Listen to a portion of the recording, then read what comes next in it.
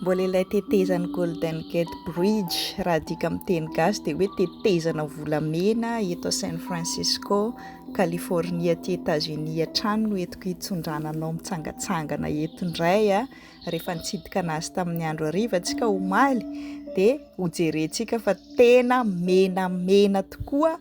ilay lokon'ilay tetezana raha dika amin'ny teny gasy hoe volamena fa tsy lokom-bolamena ilay midika hoe golden tsy akory arak'ilay anarana izay eritreretintsika anazy hoe volamena. Zaho moa dia isan'ny nampisokatra ny saiko ny fahitako maso zavatra maro aty ivelany ary zaho dia isan'ny mampitovy ny tenako matetika amin'ny Tomasy ilay mpianatra an'i Jesosy tsy manaika raha tsy mahita. Mozy fiteninay boka Majunga zay hoe laborosy mijery zaka tsy manaika raha tsy mitsapa koa dia tena nampahitan'i Jesosy maso zavatra maro zany ny masoko zay za vao mahita sy tena minona dia hoe isan'ny tena voataiza tanatina tokantrano kristiana nanomboka tamin'ny fahazazako nampahafantarina théoriquement an'izany Andriamanitra sy zany Jesosy zany fa tena mbola mitovy amin'ny Tomasy ihany na dia efa mpianatra Jesosy niaraka taminazy teo nandritra ny 3 taona ohatran'ireo mpianatra hafa ary dia rehefa nitsangana tamin'ny maty izy dia tsy nino hoe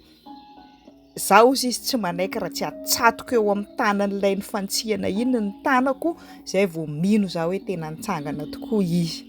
Malaza be tato hoe nisy nijoro vavolombelona amin'ny alalan'ny nofy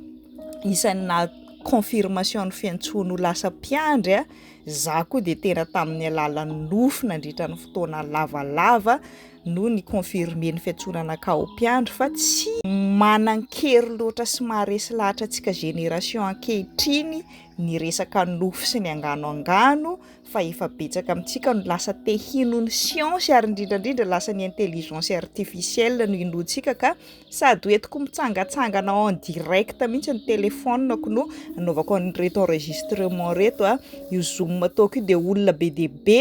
mandeha mitsidika n'ity tetezana volamena malaza be aty Californie ity itenenako aminao hoe comprendre raha tsy ino anao raha tsy mahita sy mitsapa nefa tsy ny zavatra rehetra no azonao ho hita sy ho tsapaina fa hoy izy Jesosy rehefa nitsangana tamin'ny maty tamin'ny Tomasy hoe sambatra kosa izay mino nefa tsy mahita dia te hitaonanao hoe minoa arao ny pejy hozaraiko aminao eto ireo fijoroana vavolombelona na tonga anino.